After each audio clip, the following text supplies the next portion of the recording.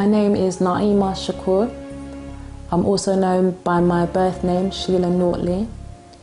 I'm a former model and currently work as a producer for film and television. I embraced Islam in 2008. Oh, here we go.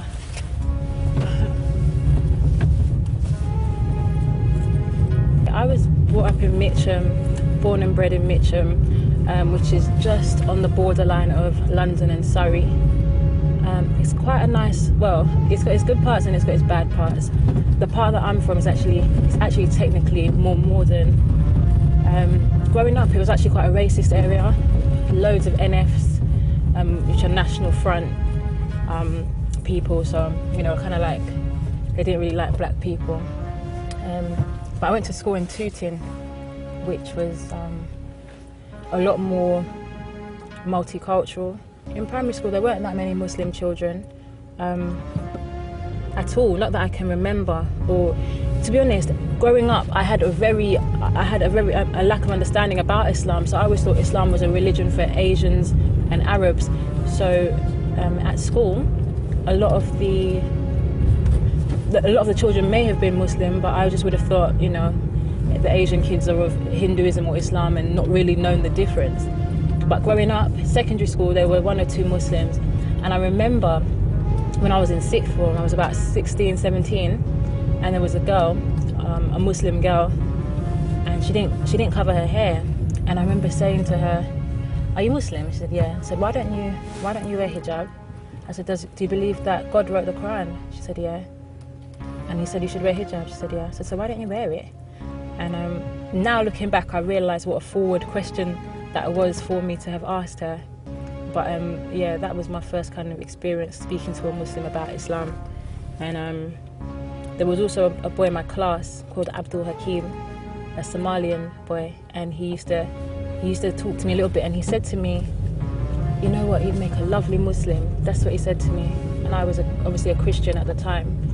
And he meant because I was very shy at school. I was very, I'd like to think I had, you know, good manners, probably better manners then than I grew up to have. But when he said that to me, I remember thinking, you know, what does that mean? And looking back, I realised what a lovely compliment that was, mashallah. My family are very religious, especially on my mum's side. They're Christian. Yeah, my mum's family is very, very Christian. My dad's family is also very, very Christian. My mum actually did a Christian theology course recently, so she's something now that's called a lay reader, which means she goes to church, she wears the white gown, and she preaches in the church.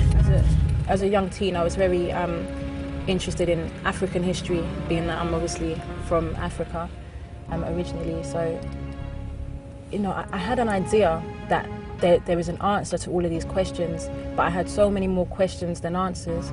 And I knew, you know, I'd hear information about this and information about that, but it wasn't knowledge because it was just scattered bits of information and I couldn't put it all together.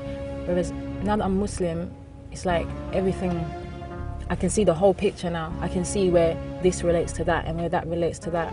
And I find, to me, Islam to be the only religion that doesn't exclude the world. Whereas a lot of religions, it's like, okay, it's just you and God, you go to church once a week, or, you know, and it's very individualistic. Whereas Islam, it encourages you to look at history, look at what's happening in other countries, be aware of current affairs, because every single thing is linked. You know? And so Islam has provided me with a lot of the answers to many of the questions I have. I'm never going to know anything, and Islam has also provided me with that peace of mind that you may never know everything. You know, you may have all these conspiracy theories in your head, and you know, you're trying to work out, well, why did that happen? What does that symbol mean? You know, blah blah blah. But the truth is, you might never know. But have peace in that. You know who your Lord is. You know who you are, and you know from the prophecies of the Prophet Muhammad ﷺ and what he said would happen. That's what's going to come to pass. So you kind of have peace. Yeah, I have a lot of peace now.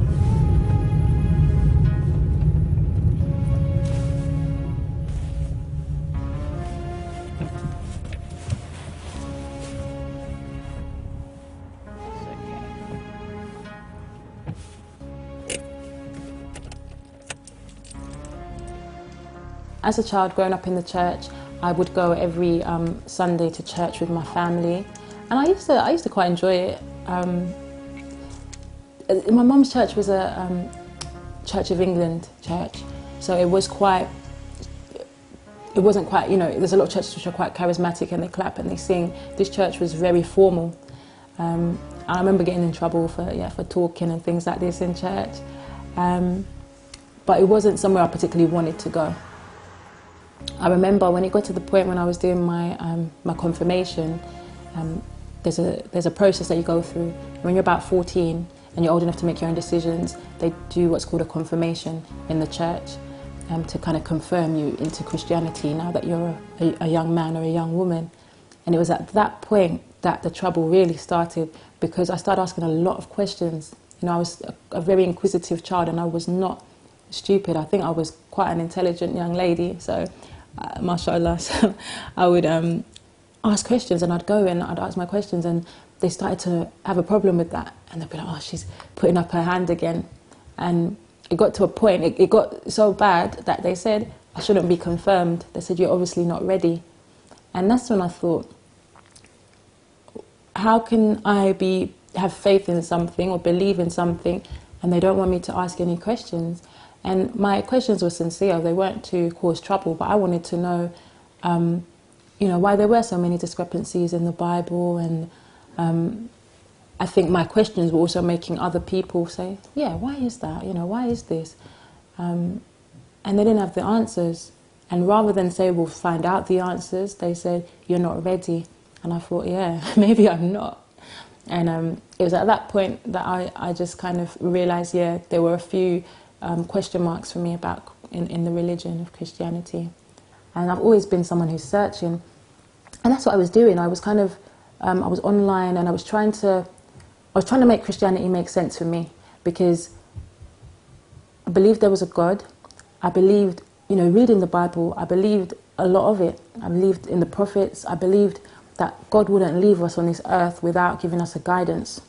But I couldn't understand why there were so many mistakes, so many discrepancies. I knew that it had been changed. I knew why it had been changed. So I kind of felt, I believe in a God who would allow me to use my intellect to reason and rationalize. And so basically at the point when I embraced Islam, I was trying to find a way to make Christianity work for me. I had a friend, a Muslim friend, who I couldn't, he basically just recently got married, so I wasn't able to speak to him much, but in a brief time I spoke to him. He said to me, Islam is the truth. And I remember saying to him, you know, are you sure? Like, are you 100% sure? Because I will look into it. And he said, trust me, this is the truth. And then he just disappeared. So I'd research online and I'd write down all my questions. And there was an Islamic shop in Tooting. And I'd go there with a page of questions. And I'd ask, there's a brother in the shop. And I'd ask him all my questions, one by one by one. And he'd answer them. I said, okay, thank you. And then I'd go home. And then I'd make up another long list of questions. And I'd do the same thing. And I remember the second or third time I went back, I went there and I said, Assalamu alaikum. And I remember he said, oh, you're coming far, and like that. And I felt really embarrassed. But the last time when I went to him, I went with my questions, and he answered all of them. And I'd done my research, and I'd say, okay, why do the women have to pray behind the men, and why do the women have to cover up, and why this, why that, and how do you know the Quran hasn't been changed? And I said to him, look, if this is the truth, I'm gonna do it, and I'm gonna put my heart and soul into this. So I need to get these questions answered. So I went through all my questions with him, and then he said to me, have you got any more questions? And that's the point that I realized. I said, no. And it was just silence. And it was like, okay, now what, And I said, okay, well, I'm going to go now. And he's like, well, if you have no more questions, you have no more questions. And it was at that point that I realized that if I leave this shop, I thought in my heart, if I leave this shop, and I know now that this is the truth, if I leave this shop and I haven't embraced this religion and anything happens to me, I'm going to be accountable for not making a decision that I know to be the truth. So I said, I want to become a Muslim. And he was so surprised. He said, what, now, here, now? I said, yeah. So there were some other brothers, and they called them in to be witnesses. and then they repeated the Shahada completely. I'd never heard these words before in my life, but I said them, and he translated it for me, and I believed 100% at that point that this is the truth. So that's how I became a Muslim. Alhamdulillah. Okay, cool. Okay, so who are you auditioning for today? Okay, cool. So we're just gonna run through the script. Is anyone gonna read it? So what I basically do is I'm responsible for the whole production of a film. So it's everything from script development, casting, getting directors on board, getting crew on board, hair, makeup, getting everybody on board to make this particular production. Open the door. How it relates to my Islamic journey is I've always been a storyteller. I've always been someone that has liked to communicate through writing as opposed to speaking, as I'm doing now, or as opposed to standing in front of people and addressing people. I've always used the pen to communicate. And I found that with film, no matter who you are, where you're from, or what you believe in, film is a very powerful way to communicate a message to people.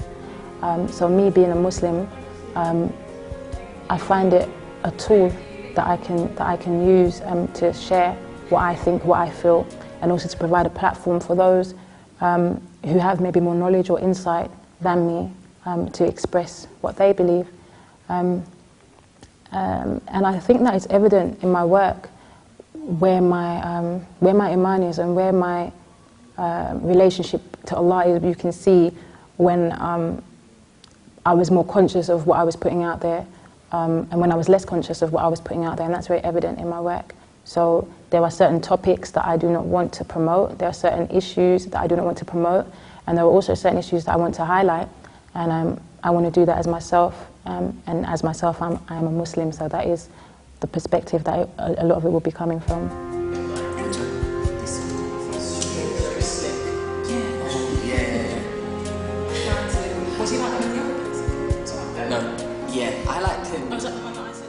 I'm Daniel Bailey, I'm an actor. I met Naimeh in 2005. I starred in our first film, which was The Hydra, in 2008. It won an award at the Black Filmmakers Award in 2009. When I first met Naimeh, she wasn't Muslim at the time. She was, I would say, more leaning towards Christian faith at that moment in time. It was a bit of a shock because, as I said, she had very strong Christian friends, very, very strong, and the reactions from some of her friends were they were a bit thrown off. They didn't understand why she had converted, or what pushed her to convert, or what she had found why she chose to convert. So they maybe wasn't as accepting at that time.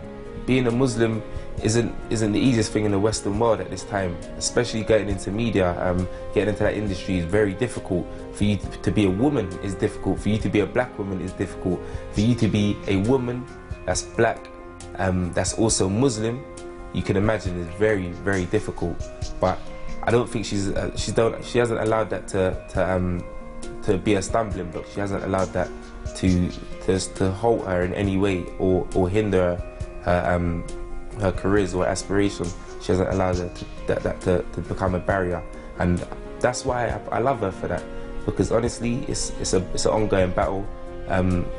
Just coming into a room with a hijab amongst executives can be intimidating for them. I think not for her, but for them. For me personally, I was always going to stick by Naimeh, and I was happy that she converted, because once she had converted, I could see that she got more focused. She definitely started pursuing her dreams much more, and she became more of a woman.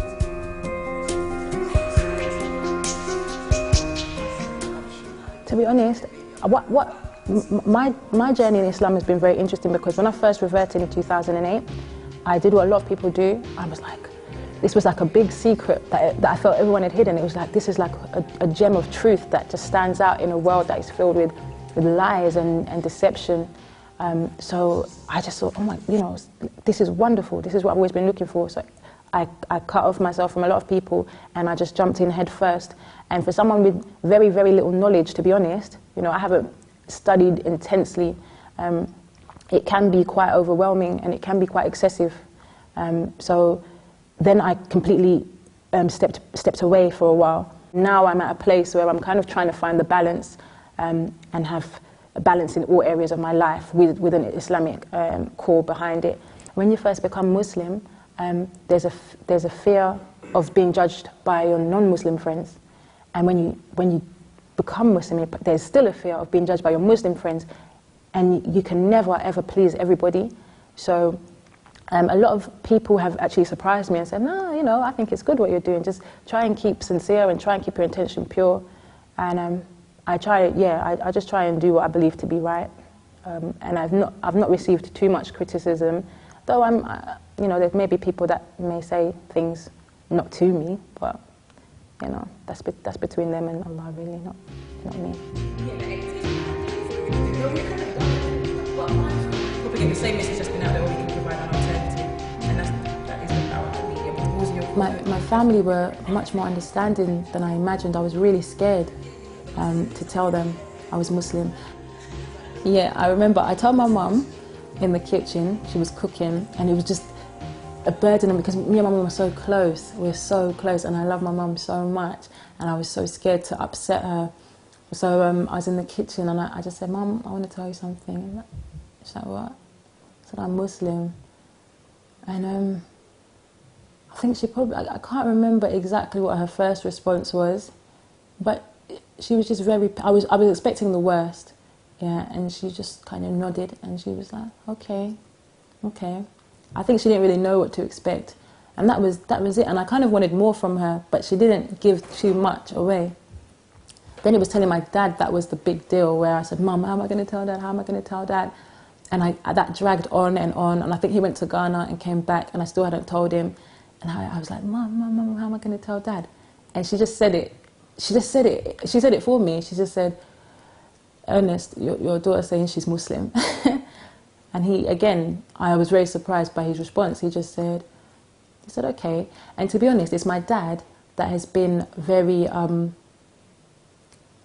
I think it's brought me and my dad closer, strangely enough, because when my family, my extended family, well, you know, my auntie, she's very Christian, and she said, "The devil's got you," and blah, blah, blah. And she phoned him, my dad's sister, to speak to him. And she said, "Oh, I want to speak to Naimeh." She came on the phone and she said, "You know, what are you doing?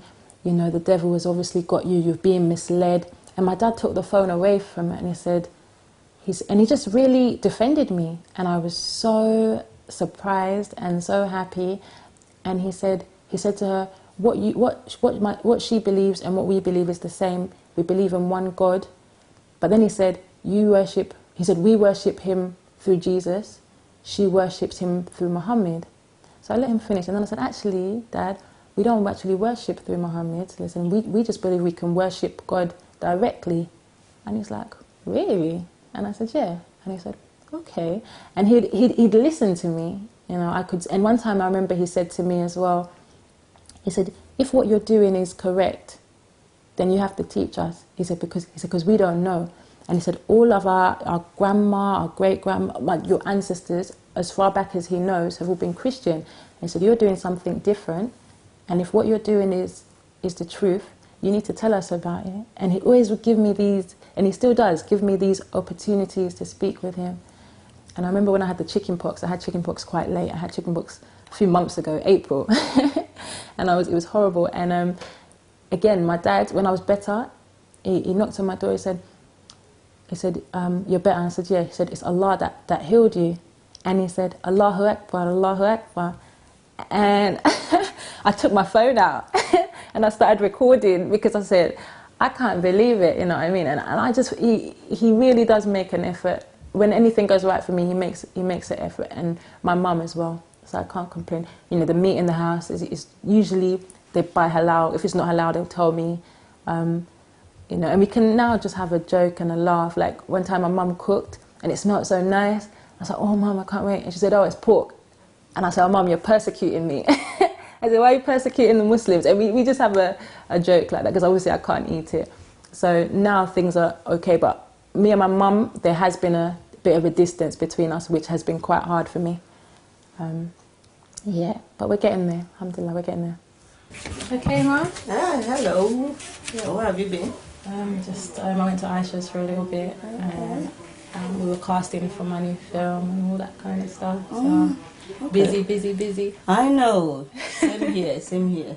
Mum, everyone wants to know, how did you feel when I told you I was Muslim or I was becoming Muslim? It was very difficult for me, really. Because I remember when you came home from uni and then you started putting scarves on your, when you were going out, and I thought, what's happening? In the summer, and you got scarves. I around my neck when I go out, then I started suspecting, but I couldn't ask because probably I was scared of the answer I would get.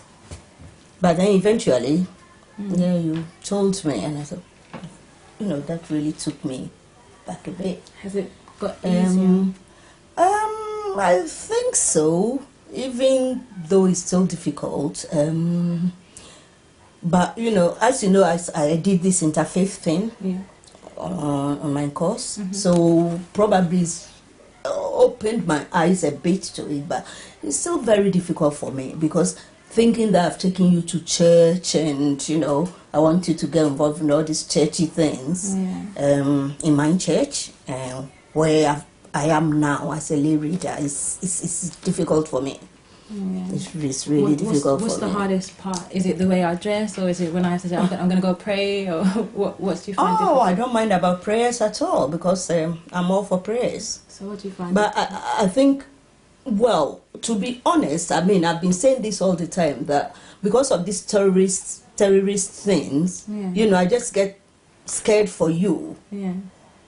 Dressed like that, because everybody will know, Muslims, and there's like they've painted Muslims as being. But what about you? Do you think that Muslims are terrorists? Is that what you think? Because I'm not going to go into. I know, but how do you feel when other people in the family are quite kind of a bit harsh? Why am I becoming Muslim? Why am I dressing this way? How do you cope with it? Well, the only thing I say is that I've been always praying to God to guide you and guide me. If I'm going the wrong way, rather, He will guide me where to go. So, I can't really judge you in that way that, you are doing something wrong. Beautiful. You know what I mean? You're beautiful. Because I do the same thing. I pray for God to guide me, and for God to guide you, and for God to guide the family. And in the 5 prayers that we do, we say Ihdinas Siratal Mustaqim, which means guide us on the straight path, the path of those who it goes on to say the path of those who you have chosen. And I think whether you're Christian or Muslim, whatever you are, you want to be guided to the straight path. Exactly. So my prayer for you is the same. Yeah, so it's same both ways, really. We just take each day at a time. You keep praying, I keep praying, and then we'll see what the Almighty will do. That's what I believe in, inshallah.